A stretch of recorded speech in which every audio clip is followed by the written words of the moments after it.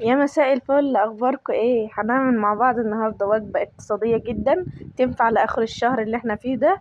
في الظروف اللي احنا فيها ده تنفع زي الفل. طعمها تحفه جدا. بسيطه، مش مكلفه يعني كتير. ما فيهاش لحمه وما فيهاش سمك، فاذا هي مش مكلفه، طعمها حلو. ولادك هيحبوها، واللي كل اللي هيدوقوا هيحبوا. هنعمل مع بعض النهارده حواوشي البطاطس. ايه ده؟ هو في حواوشي بطاطس؟ انا نعرف ان في حواوشي لحمه يعني. في حواوشي بطاطس، في حواوشي بطاطس. هنعمله بأسهل طريقة. مقادير موجود عندك. بصي، يعني مش هكلفك حاجة خالص. وصفة سهلة جدا. انا للعجينة، سيبكم البطاطس بقى اللي انا بشرتها في الاول دي. انا معايا للعجينة، لو عندك عيش من اللي بنعمل بتاع الحواوشي ده استخدميه، انا عشان ما عنديش فهعجن عجين. معايا حبة دقيق، معايا معلقة خميرة فورية، معايا رشة ملح، وهنعجن بالمية، وفي الآخر هلمها بحبة زيت بس. دي طريقة العجينة بتاعتي. سهلة جدا. هسيبها ترتاح 10 دقايق، الخميرة تعمل مفعولها يعني، على ما أكون خلصت بقية المقادير بتاعتي وبقية الخطوات بتاعتي. هنا العجينة بتاعتي كانت جاهزة اهيت. وهلمها بشوية دقيق، بشوية زيت. الحر وعمايله. شوية زيت. وبعدين هسيبها بقى ترتاح. دي البطاطس، معايا بطاطس ايا كان الكميه اللي هتعمليها. بشرتها بالمبشره. ودلوقتي هاخدها اغسلها غسله محترمه، تنزل كل النشا اللي فيها. وهسيبها تتصفى، لازم تسيبها تتصفى. معايا بصلتين كبار او 3 بصلات حجم وسط. لان انا مش قادره اديلك مقادير، لان انا الكميه اللي هعملها غير الكميه اللي حضرتك هتعمليها. تمام. بصلت البصل بتاعي اهوت، بشرته اسفه. ومعايا 4 قرون فلفل. عندك فلفل الوان حطي، عندك فلفل حامي حطي، بس انا مش هعمله حامي عشان في ولاد هتاكل منه. فهكتفي بالفلفل الاخضر ده. معايا صينيه على النار فيها حبه زيت، مش كتار لان انا مش هقلي فمش هكتر. وحطيت فيها ايه، سبتهم يسخنوا مع بعض. وصفه سهله جدا لذيذه جدا. تنفعك لما تكوني محتاره تعملي ايه. بس هنا الزيت بتاعي كان سخن. نزلت عليه بالبطاطس. انا عايز البطاطس ما تتخضوش من الكميه. دلوقتي هتنزل الميه بتاعتها وتهبط خالص. ومش هتكون الكميه اللي انت شايفاها دي. هنا هي بدأت تنزل لو ملاحظين. فبعد ما الاقي حجمها قل شويه، هبدأ انزل عليها بالشطه والبصل. واقلبهم. واسيبهم ينزلوا الميه اللي فيهم ويشربوها عشان تستوي. انا عاوزه الوصفه البطاطس بتاعتي تستوي. ما تسيبهاش نص سوا. و اللهم صل على سيدنا محمد.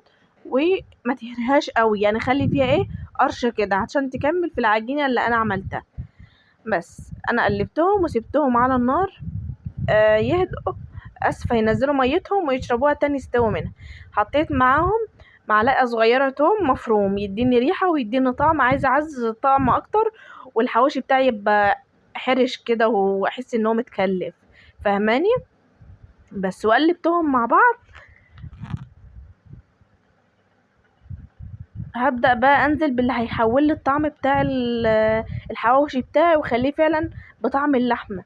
دي مكعبات مرقه. لحمه، مرقه لحمه مش مرقه فراخ. مكعبات مرقه لحمه. هضيف 3 مكعبات 4 مكعبات يدوني طعم كده كويس. وبعدين هضيف بقيه المقادير بتاعتي اللي هي البهارات بقى اللي ايه، اللي هتظبط معايا الدنيا. اهو بضيف المكعبات بتاعتي اهو. هنا حطيت 7 بهارات هتحول لك الطعم والريحه. حبه بابريكا، حبه فلفل اسود، حبه كمون، ورشه ملح. ما تكتريش الملح لان المرقه الفوريه بتاعتك دي او مكعبات المرقه فيها ملح. فما تضيفيش الملح تكتري ملح عشان ما تحدقش منك. تاني حطيت مكعبات مرقه لحمه، ما عندكيش حطي فراخ ما تتأيديش. ملح وفلفل وكمون. 7 بهارات ورشه بابريكا. هنا استوت غطيتها وسبتها تستوي. واهو بعد ما استوت حطيتها تبرد على النار. اسفه، تبرد على الرخامه. شلتها من على النار. هنا ما كانش عندي جبنه موتزاريلا فانا عايزه اعزز الطعم، ضفت معلقتين جبنه فته. ما عندكيش ما تحطيش ده يعني. انا بايه، بعزز الطعم. عندك بسطرمه حطي، عندك لانشون حطي. اللي عندك حطيه. ما عندكيش الوصفه على ما هي كده زي الفل، طعمها تحفه جدا. هنا العجينه بتاعتي كانت خلصت اهي، جهزت واختمرت والدنيا زي الفل. هبدا بقى ايه، اكورها كور صغيره. جبت صينيه بتاعتي مدهونه حبه زيت عشان ما تلزقش مني العجينه بتاعتي في الصينيه.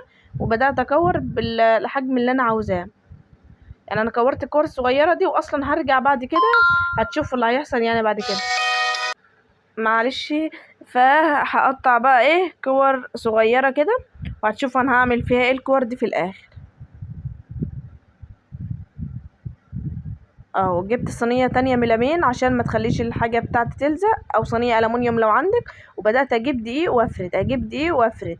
خليت كأنها عيش كده اهي. بعد ما كبرتها هنا بقى ايه، اول واحد ده للأمانة باظ مني. ليه باظ مني؟ لان انا عملته كورة كبيرة والصينية بتاعتي كانت صغيرة، اتكتل مني في الصينية.